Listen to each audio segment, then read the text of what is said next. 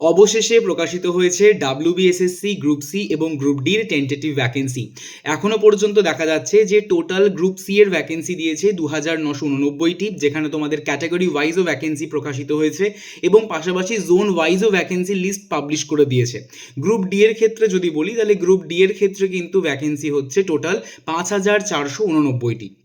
তোমাদের আজকে থেকে ফর্ম ফিল আপ শুরু হওয়ার কথা এবং যেমন কথা তেমন কাজ, সেই অনুযায়ী কিন্তু ফর্ম ফিল আপও স্টার্ট হয়ে গেছে।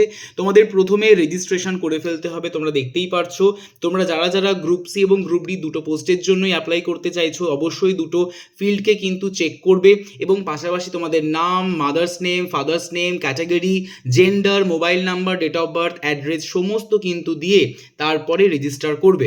রেজিস্ট্রেশন করার পর কিন্তু তোমাদের পুরো ফর্মটা ফিল আপ করতে হবে এবং তারপর পেমেন্ট করলেই তোমাদের ফর্মটি সাবমিট হয়ে যাবে। তোমরা আর কেমন ধরনের বা কোন টপিকের ওপর ভিডিও চাইছো এই গ্রুপ সি এবং গ্রুপ ডি রিলেটেড, অবশ্যই করে এই ভিডিওর কমেন্ট সেকশনে কমেন্ট করতে ভুলো না। Thank you everyone.